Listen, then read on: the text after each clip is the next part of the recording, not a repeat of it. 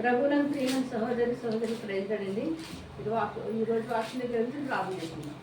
మోహనద్రా మహాగండ సరస్వతిరా నాదా పరిశుద్ధాత్మ ఆకాశాన్ని భూమిని సమస్తాన్ని సర్వాన్ని సృష్టించిన సృష్టికర్త నీకే స్థుతి నీకే గంత నీకే మహిమ చెల్లిస్తున్నాం తండ్రి. నాయన యేసయ్య ప్రభు రక్షక తండ్రి ఆదివారం తండ్రి నాయన మార్చి 2వ తారీఖు ప్రభు తండ్రి నాయన ఈరోజు తండ్రి నాయన మాకు ఆదివారం నడుపు తండ్రి నాయన మమ్మల్ని అందరూ ప్రవేశపెట్టినందుకు నీకు స్థుతి స్తోత్రాలు తెలిసినందుకు ఒక పాటలు ఉంది ప్రార్థన ఉంది నాయన యేసయ్య తన పరిశుద్ధాత్మ నడిపివని మీరు నడిపించినందుకు స్థుతి స్తోత్రాలు బిడ్డలకి నీ వాక్యం చూపించిన అభ్యంతరం నా పెద్ద రగించేత కాల్చి నా శరీరాన్ని మరుగుపరచు మానస్వరాన్ని మరుగుపరచు దైశ్వరంతో మాట్లాడు తండ్రి దర్శించి తండ్రి నీకు పిలుపుపరిచి ప్రభు నీ నామకు మహిమను ఘనతను ప్రభావాన్ని పొందుకోబోయిస్తున్నావు మా పర్ల తండ్రి.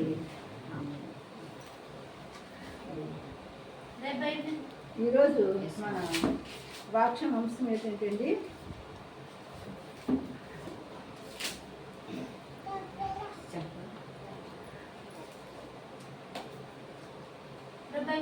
ఈరోజు మన వాక్యం అంశం ఏంటండి, నా మహత్కార్యమును విస్తరింపజేయుదును. నా మహత్కార్యమును విస్తరింపజేయుదును. నిర్మాకాండము 7వ అధ్యాయము 1వ వచనం. కాగా యెహోవా మోషేతో ఇట్లా నేను ఇదిగో నిన్ను ఫరోకు దేవునిగా నియమించితిని. నీ అన్న అహరోను నీకు ప్రవక్తగా నుండును. నేను నీకు ఆజ్ఞాపించు నది యావత్తు నీవు పలుకవలెను. ఫరో తన దేశంలో నుండి ఇశ్రాయేలు పోనీయవలెనని నీ అన్న అయిన అహరోను అతనితో చెప్పును.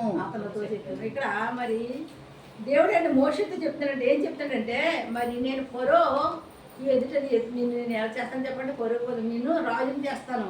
నీవు ఆ యొక్క ఐగుప్తు దేశం వెళ్ళి మరి నీకు తోడుగా నేను నీకు ఎవరిని ఇచ్చాను, నీ అన్నని అహరోను ఇచ్చాను కనుక అతను కూడా తీసుకొని వెళ్ళి అతని నోటికి నేను ఏమంటాను చెప్పండి, అతని నోటికి నీ నోటికి కూడా నేను అనుకుంటాను తోడుగా ఉంటాను కనుక మీరు వెళ్ళి నేను ఏమేమి విషయాలు అయితే మీతో మాట్లాడానో ఏవైతే చేస్తానని చెప్పానో అవన్నీ కూడా వెళ్ళి పొరేతులు మీరు పలకండి, పొరవి చెప్పండి. కానీ ఆయన హృదయం ఏమైపోతుంది చెప్పండి, కఠినమైపోద్ది. అయినప్పటికీ కూడా మీరు మాత్రం పట్టుదల వదలకుండా నేను చెప్పేది ప్రతిదీ కూడా అక్కడ మీరు జరిగించండి అని సంటండి. యేసుప్రభు వారు ఆ యొక్క మోషతోని ఆహారంతో మాట్లాడుతున్నాడంటండి. ఇక్కడ చూడమ్మా 3వ వచనం చదవమ్మా. అయితే నేను ఫరో హృదయమును కఠినపరిచి ఐగుప్తు దేశంలో నా సూచక క్రియలను నా మహత్ కార్యములను విస్తరింపజేసేదను. ఏం చేశాడంటే నా మహత్కార్యంలో ఏం చేస్తాడు, విస్తరింపజేస్తాడంట. దేవుడు మహత్కార్యం చేసాడు అనుకోండి, అది మామూలుగా ఉండదండి. ఆ మహత్కారం అక్కడ ఉండదు. ఏమి పద్ధతి విస్తరించుకుంది అంటే అది ఎక్కువగా ఆయన ఏమవుతుంది చెప్పండి, ప్రబలుతుంది అనమాట అండి. విస్తారం అయిపోతుందన్నమాట అండి. ఇక్కడ చేసిన అద్భుతం అక్కడ చేసిన అద్భుతం, ఇక్కడ చేసిన ఆశ్చర్యకారం అక్కడ చేసిన ఆశ్చర్యకారం ఒకే గృహంలో కాదు, అందరు గృహాల్లో చేస్తాడు ఆశ్చర్యకారాలు. అందరు గృహాల్లో మహత్కారాలు జరిపిస్తారు. ఎవరైతే విశ్వాసంతో నమ్మకంతో దేవుని భయభక్తులు ఉంటారో ఆ ప్రతి గృహంలో ఏం చేస్తారంటే ఒక మహత్కారం జరుగుతుంది, ఒక ఆశ్చర్యకారం జరుగుతుంది, ఒక అద్భుతకారం జరుగుతుంది. కనుక మనం ఎంత మాత్రం భయపడక్కర్లేదు. కానీ ఏం చేయాలి చెప్పండి, దేవుని విశ్వాసం కలిగి ఉండాలి, నమ్మకం కలిగి ఉండాలండి. నమ్మకాన్ని విశ్వాసాన్ని విడిచిపెట్టామంటే మనం ఏమి చేయలేము. ఎప్పుడైతే మన నమ్మకంతో విశ్వాసంతో ముందుకు సాగిపోతామో ఎటువంటి అడ్డు వచ్చినా ఎటువంటి ఆటంకం వచ్చినా ఏమి కూడా ఎంత మాత్రమో పనిచేది. ఇక్కడ ఐగుప్తుల ఒక బాధ నిండా దేవుడు అంటండి వాళ్ళని విడిపించడం కోసం మోషే అంటే ఎవరి దగ్గర పంపుతున్నాడండి, ఫరో దగ్గరికి పంపుతున్నాడంటే. ఇక్కడ చదువు చూడండి 4వ వచనం చదవమ్మా. ఫరో మీ మాట వినడు గాని నేను నా చెయ్యి ఐగుప్తు మీద వేసి గొప్ప తీర్పుల చేత నా సేవలను ఇశ్రాయేలీయులైన నా ప్రజలను ఐగుప్తు దేశంలో నుండి వెలుపలికి రప్పించెదను. అంటే నా యొక్క ప్రజలైన ఇశ్రాయేలుని ఎక్కడి నుంచి రప్పిస్తాను, ఐగుప్తులో నుంచి యువతలకే నేను రప్పిస్తాను. ఒకవేళ అతను హృదయం ఎంత కఠినమైపోయినప్పటికీ నేనేం చేస్తానంటే అక్కడ మహత్కార్యం చేస్తానంటే ఆ పూర్వరాజు ఆశ్చర్యకార్యాలు మహత్కార్యాలు నేను అక్కడ జరిగిస్తాను. కనుక మీరు ఎంత మాత్రమునో భయపడతాను. తర్వాత ఇక్కడ చూద్దామండి 5వ వచనం.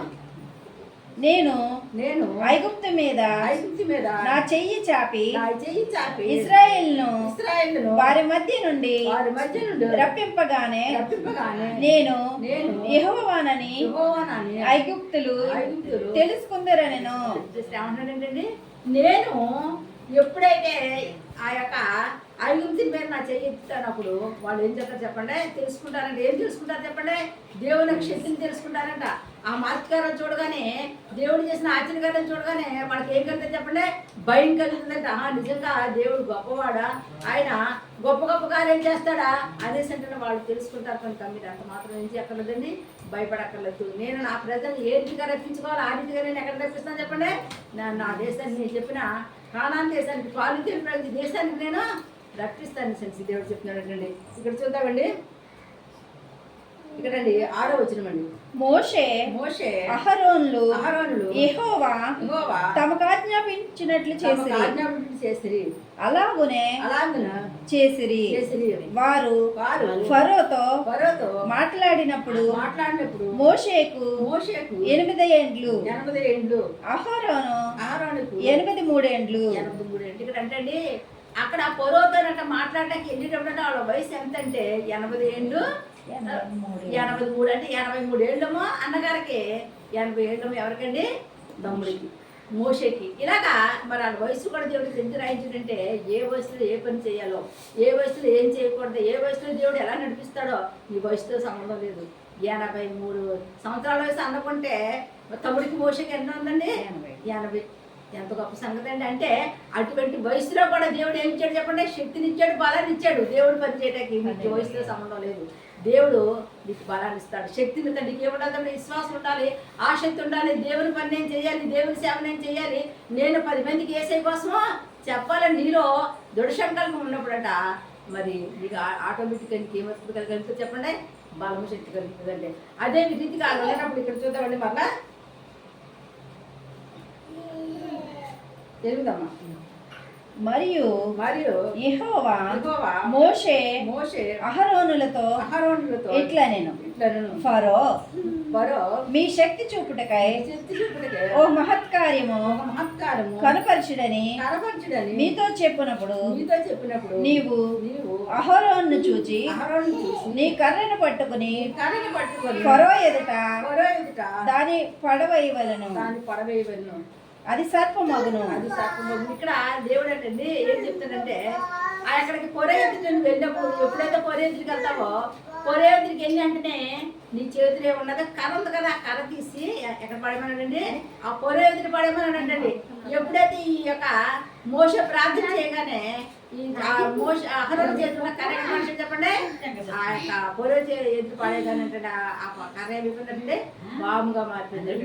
ఇక్కడ ఎప్పుడైతే పాముగా మారిపోయింది ఎక్కడ చూద్దామండి, 10వ వచనం. కాబట్టి మోషే అహరోనులు ఫరో యొద్దకు వెళ్ళి యెహోవా తమకు ఆజ్ఞాపించినట్లు చేసిరి. అహరోను ఫరో ఎదుట అతని సేవకుల ఎదుటను తన కర్రను పడవేయగానే అది సర్పమాయెను. అప్పుడు ఫరో తన విద్వాంసులను మంత్రజ్ఞులను పిలిపించెను. ఏమన్నాడంటే ఎప్పుడైతే ఈ మోషే కర్ర పడేసాడంటే ఆ కర్ర పడేయగానే ఆ యొక్క మరి ఆ యొక్క ఎవరంటే ఈ ఎవరున్నారండి ఇక్కడ ఆ యొక్క పొరోక విద్వాంసులు మంత్రగాళ్ళు అందరు ఉన్నారు కదండి, వాళ్ళ కూడా అంట ఏం చేశారంటండి ఒక కర్ర తెచ్చారంట. ఒక కర్ర తీసుకొచ్చి వాళ్ళ కూడా అంటండి వాళ్ళ దగ్గర 2-3 కర్రలు పడేశారంటండి. ఎక్కడ ఈ యొక్క మోషే కర్ర దగ్గర కర్ర పడేగానే వాళ్ళ కర్రలు కూడా వెళ్ళిపోయింది చెప్పండి, పాములు వెళ్ళిపోయినట్టండి. కానీ ఆ యొక్క మంత్రగాళ్ళు వేసిన కర్రలన్నీ కూడా ఏమాత్రం ఆ మోసే కర్రను ఏం చేయలేకపోయినట్టుంది. మోస వేసిన కర్ర పాము అయిపోయిందంట, ఆ మంత్రగాడు వేసిన కర్ర కూడా పాము అయిపోయిందంట. పాము అయిపోయిన వెంటనే ఈ మోస వేసిన కర్ర పాము అంటండి, మంత్రగాడు వేసిన కర్ర పాము వేసి చెప్పండి వేసిందంట. దెబ్బకి ఎన్ని కర్రలు వేస్తున్నా అవన్నీ కూడా మోస వేసిన సర్పం ఏం చెప్పండి చెప్పండి అదంటే మింగేస్తుందండి. దెబ్బతో అలా ఆశ్చర్యపోయింది. అయ్యి బాబు వాళ్ళ దేవుడు ఏముంది చెప్పండి, మహిమ ఉంది, మహత్కారం ఉంది, ఈయన అద్భుతం చేస్తున్నాడు, మనం ఇక్కడ ఉంటాకే ఇల్లేదని యొక్క వాళ్ళకి ఆందోళన కలిగిస్తుందంటండి. ఇలా జరిగినప్పటికీ ఇది కాదు పని అనేసి మళ్ళీ ఏం చేసేప్పుడు చదువుతుందంటే కంటిన్యూషన్ పరిణామం. వారిలో ప్రతివాడును తన కర్రను పడివేసినప్పుడు అది సర్పమాయను గాని అహరోను కర్ర వారి కర్రలను మింగివేయగా యెహోవా చెప్పినట్టు ఫరో హృదయము కఠినమైన గనుక అతడు వారి మాట వినకపోయెను. ఈ యొక్క ఎప్పుడైతే అహరోను కర్ర ఈ పాములన్నీ మింగేస్తుందో పోరాడండి వినలేదంట. ఇంకా దేవుడు చేసిన మహత్కార్యం చూసినప్పుడు నా హృదయం ఇంకా కఠినాత్ముడైపోయాడంటండి. ఇంకా కఠినాత్ముడైపోయి మనసుని ఇంకా కఠినం చేసుకున్నాడంటండి. ఇశ్రాయేలు ముందేమన్నాడండి, నేను పంపించేస్తానని చెప్పాడు. ఇప్పుడు పంపడానికి అతను మనసు ఎంత మాత్రమో ఒక్కలేదండి. అటువంటి సమయంలో మళ్ళా ఇక్కడ ఏం జరిగిందో చదువుకోండి ఒకసారి. 15వ వచనము.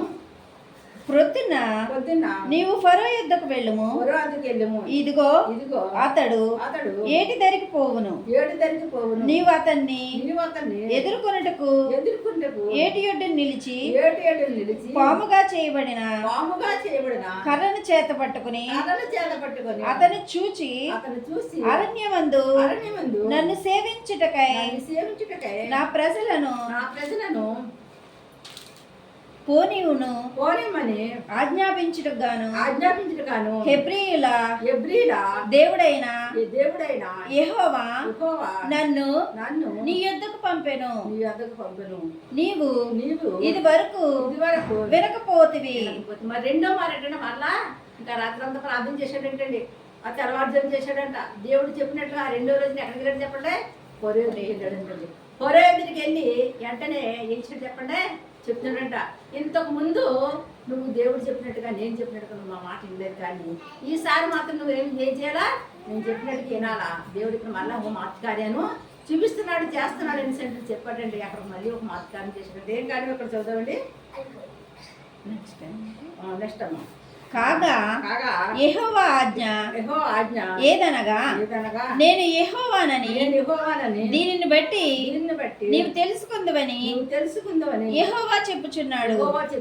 ఇదిగో నా చేతిలోనున్న ఈ కర్రతో నేను ఏటి నీటిని కొట్టుదును, అది రక్తముగా మార్చబడును. ఏమన్నాడండి దేవుడు చూసారా? దేవుడు అంటే ఏటో అనుకుంటారు చాలా మంది, ఎటకాలంగా ఉంటుంది, కానీ కాదండో దేవుడు భయంకరుడు. ఆయన ఏ కార్యమైనా చేయగలడు. ఇశ్రాయేలు ఆ బానిసత్వం చూసి ఆ బాధలు భరించలేక వాళ్ళు పడుతున్న కన్నీరుని చూసి అంటండి ఆ ఇశ్రాయేలు విడిపించడం కోసం మోషేనంట పంపించి అక్కడ ఏం చేయడంటే ఏటినంట ఉన్న నీటిని అంటే ఆ కర్రతో పుట్టారంట. దేవుడు ఇచ్చిన కర్రతో సర్పంగా మార్చబడిన చూడండి కర్ర, ఆ కర్రతో పట్టుగా నా నీళ్ళని అయిపోయినట్టండి రక్తంగా మార్చబడింది. ఎంత మార్చకారం అండి, ఎంత ఆశ్చర్యకారం అండి. అక్కడ ఉన్న ప్రజలందరూ, ఐగుప్తుల ప్రజలందరూ కూడా ఆశ్చర్యపోతున్నారండి. అయ్యి బాబో ఏంటి ఇశ్రాయేలు దేవుడు ఏంటి, ఎబ్రిల్ దేవుడు ఏంటి, ఈ ఎబ్రిల్ దేవుడు ఇలా చేస్తున్నాడు ఏంటనేసి అంటండి వీళ్ళు ఆశ్చర్యపోయారటండి. ఆశ్చర్యపోయి మరి ఆ రక్తం అయిపోయిన వెంటనే ఏంటంటే ముందు భయపడ్డారటండి. కానీ మళ్ళీ పొరవతి విధించారంటే కఠినమైపోయిందండి, చాలా కఠినమైపోయిందంట, చాలా భయంకరంగా మారిపోయాడండి. అక్కడ మరి ఏమంటాడు అప్పుడు చూద్దాం చూడండి. 19వ వచనం. మరియు యెహోవా మోషేతో ఇట్లా నేను నీవు అహరోనుతో నీ కర్రను పట్టుకుని ఐగుప్తు జలముల మీద అనగా వారి నదుల మీదను వారి కాలువల మీదను వారి చెరువుల మీదను వారి నీటి గుంటలన్నింటి మీదను నీ చెయ్యి చాపుము, అవి రక్తమగును. ఐగుప్తు దేశమంతను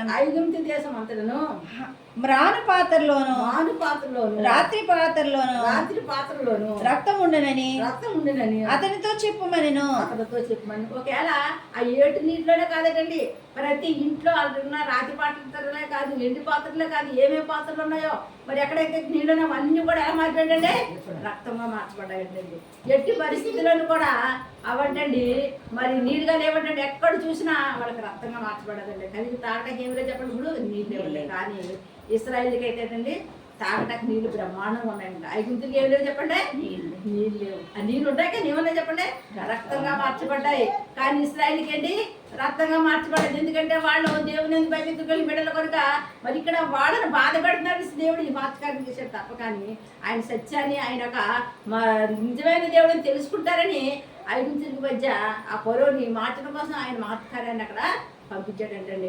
అయినప్పటికీ కూడా పొరవ ఏమైపోయిందని చెప్పండి, కఠినం అయిపోయింది. రెండో మార్చకార్యం చేసినప్పుడు కూడా ఏమైపోయింది చెప్పండి, ఆ యొక్క పొరవ కఠినం అయిపోయింది అంటండి.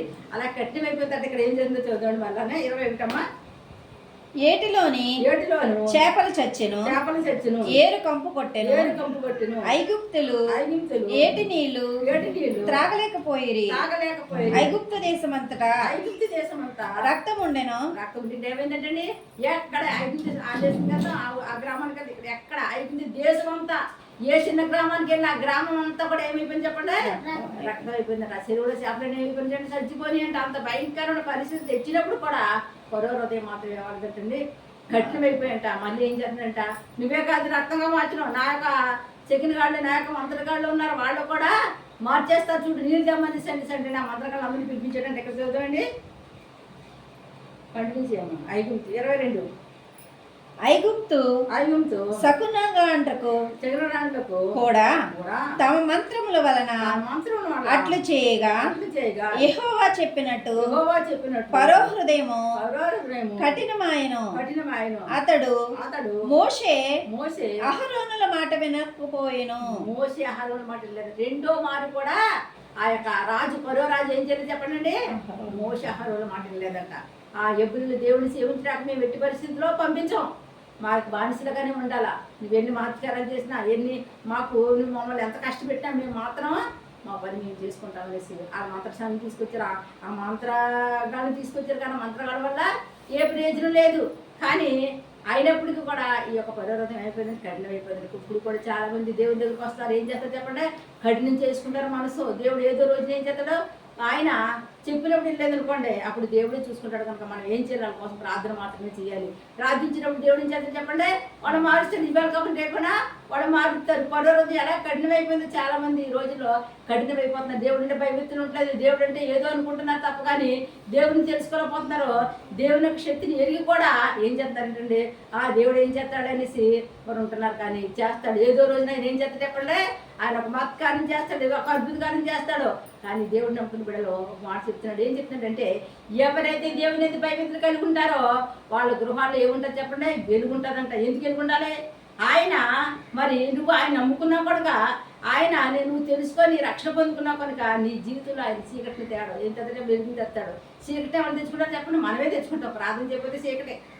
ఏం చెప్పండి, మన ఇంట్లో ప్రార్థన చేసుకోకపోతే చీకటి ఉంటుంది, మనం లైట్ వేసుకోకపోతే ఏముంటుందండి, చీకటి. అలాగే ప్రార్థన చేయకపోతే కూడా మన హృదయం చీకటి అయిపోతుందండి. మన పైకి బాగానే ఉంటాయి కానీ మన హృదయంలో ఆత్మజ్యోతి ఆరిపోయిందంటే మనం ఎవరు కూడా ఏమి చేయలేమండి. దేవుని యొక్క పరిశుద్ధాత్మ శక్తిని కానీ, దేవుని యొక్క ప్రార్థన శక్తిని కానీ మన ఎట్టుబడిలో ఆపు చేయకూడదండి. ఈ యొక్క దేవుని యొక్క శక్తి, ఈ యొక్క పొర తెలుసుకోకుండా ఏమంటున్నాడంటే, ఏదో మా మంత్రగాళ్ళు చేసినట్టు అతను ఆహారాలు మోసలు ఏదో చేస్తున్నారు, కానీ నేను ఎవరికే భయపడిన వాళ్ళు కాను. ఏమంటాడండి, మోసే అంటాడంటే అసలు దేవుడు ఎవడని అడిగాడంటండి. మోషే దగ్గరికి మోషే అహరోను అంటే పొర దగ్గరికి వెళ్ళి పొర అన్నాడంటండి. ఎవడో ఎబ్రీలు దేవుడు ఎవడని అడిగాడండి. ఎంత మూర్ఖత్వం చూసారా. అంటే దేవుడు యొక్క శక్తిని తెలుసుకున్నాడు. ఈ రోజు కూడా చాలా మంది ఏమన్నా చెప్పండి, దేవుడు ఎవడని అడుగుతున్నాడండి. మరి అలాగ అడిగిన వాళ్ళే దేవుడు ఏం చెప్తారు, వాళ్ళ కోసం ప్రార్థించాలి. వాళ్ళ కోసం మనం ఏం చేయాలి చెప్పండి, దేవుడు నన్ను మార్చింది, దేవుడు వాళ్ళ కూడా మార్చి. ఒకప్పుడు నేను కూడా మూర్ఖంగానే ఉన్నాను, కానీ నువ్వు నన్ను పట్టుకొని రక్షించావు, నీ శక్తిని నాకు చూపించావు, నీ మహిమలు నేను చూశాను, నీ ఆశ్చర్యకార్యాలు నేను చూశానని కూడా వాళ్ళు సాక్షి చెప్తారు. కనుక మనం భయపడక్కలేదు, ఆడుగుని కూడా మనము ప్రార్థించాలండి. ఇక్కడ చూద్దామండి 24వ వచనము. అయితే ఐగుప్తీయులందరూ ఏటి నీళ్లు త్రాగలేక తాగు నీళ్లు కొరకు ఏటి ప్రక్కలను తవ్విరి. ఏం చేశారంటే నీళ్లు తాగలేక తాగి నీటి కొరకు అక్కడ తగ్గుతారు, ఇక్కడ తగ్గుతారు, ఎక్కడ తగ్గుతారు, ఏమొచ్చారని చెప్పండి, రక్తం వచ్చేస్తుంది. దేవుడు మాట వినకపోతే ఏమంటుంది చెప్పండి, భయంకరమైన పరిస్థితులు. ఎక్కడ దేవుడు మాట అంటే ఏమంటుంది చెప్పండి.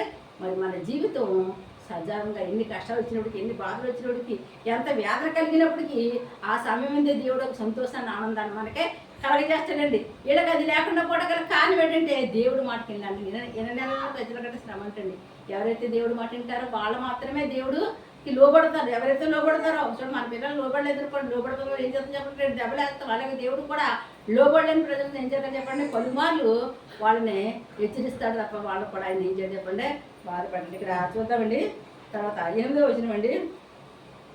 యెహోవా ఏటిని కొట్టి 7 దినములైన తర్వాత యెహోవా మోషేతో ఇట్లనెను, నీవు ఫరో యొద్దకు వెళ్ళి అతనితో నన్ను సేవించుటకు నా జనులకు పోనిమ్ము, నీవు వారిని పోనీయని ఎడల ఇదిగో నేను నీ పొలిమేరలన్నింటినీ కప్పల చేత బాధించేదను. మళ్ళీ 3వసారి వెళ్ళాడంటండి. అయిపోయింది, 10 రోజులు అయిపోయింది, 8 రోజులు అయిపోయిందంట. అయిపోయిన తర్వాత ఇంకా వాళ్ళు అలాగే బాధపడ్డారు తప్ప, కానీ అలా ఉన్నారు తప్ప అనేది ఎట్టి పరిస్థితుల్లో లోబడలేదంట. ఆ లోబడినట్టు నాటకం కడుతున్నారు. ఆ యొక్క రక్తంగా మార్చబడే నేను మామూలు అయిపోతున్నాయి, మళ్ళీ వాళ్ళు కూడా మామూలు అయిపోతున్నారండి. ఇప్పుడు కూడా దేవుని ఆశ్చర్యకారులు అద్భుతకారులు చూస్తున్నారు, మళ్ళీ వాళ్ళు అయిపోతున్నారు చెప్పంటే మామూలు అయిపోతున్నారు. అలా మామూలు అయిపోయినప్పుడు మళ్ళీ చూసి 8వ రోజున వెళ్ళమంటే వెళ్ళినప్పటికి ఏమన్నాడంట, ఈసారి అయితే నేనేం చేస్తాను చెప్పండి, మీ పొలాల్లో, మీ ఇంటిల్లో, మీరు వాడుకున్న నీటిల్లో ఎక్కడికైతే అక్కడ ఏముంటాయంటండి, కప్పలు ఉంటాయండి. భయంకరమైన కప్పలు ఉంటాయి సుమా. మరి చెప్పు, ఇప్పుడైనా నువ్వు ఎబ్రిని దేవుడు సేవించడాకే పంపుతాడో లేదో ఒకసారి మళ్ళా వెళ్ళమనేసి అంటే మళ్ళీ చమత్కారం చేయడానికి దేవుడు అంటండి ఆ యొక్క మోషన్ ఆహారం అంటండి పంపిస్తాడంటండి. ఇక్కడ చూద్దామండి 4. ఆ కప్పలు నీ మీదికి, నీ జనుల మీదికి, నీ సేవకులందరి మీదికి వచ్చినని యెహోవా సెలవిచ్చుచున్నాడని చెప్పమనెను. మరియు యెహోవా మోషేతో ఇట్లనెను, నీవు అహరోనును చూసి నీ కర్ర పట్టుకుని ఏటిపాయల మీదను, కాలువల మీదను, చెరువుల మీదను నీ చెయ్యి చాపి ఐగుప్తు దేశం మీదకి కప్పలను రాజేయునని అతనితో చెప్పమనగా ఏం చేయండి దేవుడు, ఇక నీ చేతిలో ఉన్న కర్ర తీసుకొని నువ్వు ప్రార్థించు, పైకెత్తి ప్రార్థించి ఆ చెరువుల్లోని, ఆ ఏటుల్లోని అన్నిటి మీద ఆ కప్పలు రావాలని ప్రార్థించేయమనగానంటండి. అన్ని చోట్ల కూడా ఏమొచ్చింది చెప్పండి, కప్పలు గుంపులు వచ్చేయండి. ఎక్కడ చూసినా నీళ్ళు తాగదాన్ని ఆ బిందులో గ్లాస్ పెట్టినోడికి ఏముందండి కప్ప, అన్నం తిందాన్ని గుండుగులో చేపెట్టినోడికి ఏముంది కప్ప, ఇంకా స్నానం చేద్దాన్ని బాత్రూమ్కి వెళ్ళిన కప్ప, ఎక్కడ చూసినా కదా విస్తారమైన కప్పలు అంటండి. భయంకరంగా వాళ్ళు బాధ పెట్టేస్తాయండి. అయినప్పటికీ కూడా అలాంటి ఒక మహత్కార్యం చూసినప్పుడు కూడా పురోగతి ఏమైపోయిందని చెప్పండి, కట్టిమైపోయింది. కానటండి ఎట్టి పరిస్థితుల్లో కూడా మనసు మార్చుకోలేదండి. ఏమన్నాడంటే, ఈ కప్పల బాధ మనం భరించలేకపోతున్నాము, ఆ యొక్క అహరోన్ని మోషాన్ని పిలవండి, ఈ కప్పలు పోనిస్తే మనం ఈ ఎబ్బులు పోనిచ్చేద్దామని చెప్పాడంట. వాళ్ళు వస్తున్నారు, ప్రార్థన చేస్తున్నారు, చేసిన వెంటనే ఆ కప్పలు పోతున్నాయి. ఇంక మళ్ళీ మన్నాడు ఏం చెప్తున్నాడు, పాపం నేను ఎట్టి పరిస్థితి, ఇంకా నాకు ఎట్టి జాగ్రత్త చేసిన వాళ్ళు ఎవరున్నారు, మా పనులు చేసిన వాళ్ళు ఎవరున్నారు, మీరు వెళ్ళి మీ దేవుడిని సేవిస్తే మా పనులు ఎట్టి చేద్దాం, నా పనులు అలాగే చేయించుకున్నారటండి. అట్టి రీతిగా మరి ఐగుప్తుల మధ్య దేవుడు ఏం చేశాడు చెప్పండి, మహత్కారం చేశాడండి. ఆయన దీంతో 3 మహత్కారాలు జరిగించాడండి. ఆయన ఎప్పుడు కూడా పూర్వహృదయం అయిపోయింది చెప్పండి, కఠినం అయిపోయిందంటండి. మరి కర్మవాక్షం వచ్చి అని చెప్పి ప్రార్థన తీసుకుందామండి. మోహనుద్ర మహాగండ సక్షిత్ర కూడా అవును తండ్రి, ఈ రోజుల్లో కూడా జనులు ప్రభావం ఆయన నువ్వు నిజ దేవుడు అని తెలుసుకుని కూడా ప్రభావ హృదయాన్ని కఠినం చేసుకుంటారు బాబా. నేను తెలుసుకోలేకపోతున్నారు ప్రభావ, రక్షణ పొందుకోలేకపోతున్నారు తండ్రి నాయన, బానిసత్వంలో ఉండిపోతున్నారు తండ్రి నాయన. ఏసయ్య అలనాడు మోషేను పంపి ఎలాగైతే ప్రభు నాయన ఐగుప్తు దేశం నుంచి నాయన ఇశ్రాయేలుని ఎలాగైతే రప్పించావు, అలాగే ప్రభా నీ ప్రజలు ఎక్కడెక్కడ బానిసలో ఉన్నారో వాళ్ళందరూ పట్ల కన్ను చూపించి కటాక్షించి బాబయ్య నాయన, దారి చూపించి దయ చూపించి తండ్రి నాయన, రక్షకాన్ని చూపించుకొని వచ్చిన బాధతో, వేదనతో, దుఃఖముతో కన్నీరు కాల్సిన బిడ్డలు ఏసు రక్తలో విడుదల కలిగి దక్కిస్తూ రక్తంలో దేవా తండ్రి, వాళ్ళ కుటుంబంలో ఒక మహత్కారం జరిగించి బాబయ్య, ఒక ఆశ్చర్యకారం జరిగించి తండ్రి, ఒక అద్భుత కార్యం జరిగించి మనం వచ్చిన రక్షక నాదా పరిశుద్ధాత్మడానికి స్తోత్రాలు. రక్షణ రక్షణ దయచేయండి అయ్యా, మారు మనసు దయచేయండి, పరిశుద్ధాత్మ బిడ్డకి పరిశుద్ధాత్మ దయచేయండి ఆయన. ఉద్యోగాలు ఎక్కడ బాధపడుతున్న బిడ్డకి ఉద్యోగాలను గురించి మనం ఇచ్చినాను తండ్రి నాయన. వ్యాపారాలు ఎక్కడ బాధపడితే వ్యాపారం చేసిన బిడ్డలు లాభాలు చెప్పుకోకుండా దయచేయమని అడుగుతున్నాను తండ్రి నాయన. ఎవరైతే బంధకాలతో ఉన్నారో బంధకాలని విడుదల కొట్టమని అడుగుతున్నాను, విడదీయమని అడుగుతున్నాను బాబు, విడిపించమని అడుగుతున్నాను నాయన. సమస్యలతో ఉన్నవారు సమస్యలు తీసుకురామని అడుగుతున్నాను ప్రభు నాయన. ఎటువంటి సమస్యలను తీసేది నీకు మాత్రం ఉంది నాయన. గర్భాలను జ్ఞాపకం చేసుకుంటే గర్భాలు తెరవండి బాబయ్య, గర్భఫలం అనుగ్రహించిన గర్భఫలం వచ్చిన బహుమానం ఉన్నదండి. నీ బిడ్డకు బహుమానాన్ని అనుగ్రహించి 2025లో నాయన గర్భఫలం బిడ్డ నిత్యముగా నువ్వు గర్భఫలం వేస్తున్నాము అనుగ్రహించమని అడుగుతున్నావు పరిశుద్ధాత్మను. ఒడికందర వారికి వివాహం కాకుండా గర్భఫలం కాకుండా అడ్డుపడుతున్నా ప్రతి దుష్ట దురాత్మశక్తి వేస్తున్నాములో గద్దించి బంధించి అడ్డు తిరుగుతున్న పరిశుద్ధాత్మ. ఉద్యోగాలు లేక వ్యాపారాలు సాగక ప్రభు నాయన పలుబాట్లు లేక తండ్రి ఎంతో మంది బాధపడుతున్నారయ్యా. వాళ్ళ బాధలు చూసి వాళ్ళు విడిపించడం వాళ్ళకి సహాయం చేయడం బావ్యా. వాళ్ళ పలుబాట్ల మీరు తోడుకున్నారు చేతులు కష్టాలు చేస్తానే వృద్ధిలో తీసుకురామని అడుగుతున్నాను తండ్రి నాయన రక్షక నాథ. గృహాలు కట్టుకున్న వాళ్ళ పొలాలు నాయన వాళ్ళు పొలాలు అమ్మాలనుకున్న సహాయం చేయండి పరిశుద్ధాత్మ. గృహాలు కట్టుకోవాలనుకున్న వెళ్తారు గృహాలు కట్టుకునే కృపను దయచేయడానికి కావాలి లోను రప్పించమని అడుగుతున్నాను తండ్రి. చూపిస్తుంటారు నాయన. ఈ రోజు ఎవరైతే ఆపరేషన్ చేసుకుని హాస్పిటల్లో బాధపడుతున్నారో తండ్రి వాళ్ళ పట్ల కృప చూపించిన ఆయన మంచిగా ఆపరేషన్ చేసి క్షేమంగా సురక్షితంగా గృహానికి వచ్చి కృప తెచ్చి ఈ రోజు డెలివరీ బిడ్డకు సులువుగా డెలివరీ కృప అనుగ్రహించమని అడుగుతున్నాను తండ్రి నాయన. చదువుకున్న బిడ్డకు జ్ఞానం తెలుగుని జ్ఞాపకం తెచ్చిన వాళ్ళు చదువులో సహాయం చేయండి భావ్య. మంచి క్లాసులో పాస్ అయ్యి కృపను అనుగ్రహించమని అడుగుతున్నాను తండ్రి నాయన. రిక్షా డ్రైవర్ విమాన డ్రైవర్ నీ కృప నీ పావుదల మీ హస్తం తోడు గురించి 10 బండి ముందు మీరుండి నడిపించి వాళ్ళ చేతుల కష్టాలు చేస్తాను వృద్ధిలో తీసుకొచ్చి వాళ్ళు క్షేమంగా సురక్షితంగా గృహాన్ని తీసుకుని అడుగుతున్నాను. తల్లి బిడ్డలు ఉన్నారు భావ్య. ఆరోగ్యం భావము శక్తిని కృపను అనుగ్రహించిన వేకుడు రాకుండా కాపాడుమని అడుగుతున్నాను. నీ కృపను కొమ్మరించుకుని అడుగుతున్నాను తండ్రి నాయన. రక్షణ ఎదుగో తండ్రి రాజా. యూట్యూబ్ ద్వారా ఎంతమంది వాక్యం వింటున్నారో ప్రభావ బిడ్డలందరినీ దీవించిన ఆస్వాదించిన ప్రభావ. వాళ్ళ సమస్యలు తీర్చిన ప్రభు నాయన. వాళ్ళ వేదన బాధ తీసివేయండి భావ్య. వాళ్ళ కుటుంబ సమస్యలు తొలగించిన అప్పైన కాడ వేస్తున్నాం ఎరుపట్టిన ఆర్థిక ఇబ్బంది నుంచి విడుదల దయచేయమని అడుగుతున్నాను తండ్రి. సహాయం చేయండి ప్రభావ. అన్ని విషయాలు మీరు మేలు చేయండి దీవించండి ఆస్వాదించిన ప్రభు తండ్రి నాయన. ఎస్ఐ నీ బిడ్డల ప్రభావ తండ్రి ఏం జీవితమైతే బాధపడి ప్రార్థిస్తున్నారో తండ్రి వాళ్ళ బాధ వేదన వచ్చేసి వాళ్ళకి వేసి రక్తంలో విడుదల దయచేయమని అడుగుతున్నాను తండ్రి. అన్ని విషయాలు మేలు చేసి అందరిని దీవించి ఆస్వాదించాలి తండ్రి కుమార పరిశుద్ధాత్మ నామన ఈ ప్రార్థన అంతా మీకు సమర్పణ చేసుకున్నామా పరమ తండ్రి. ఆమేన్. God bless you.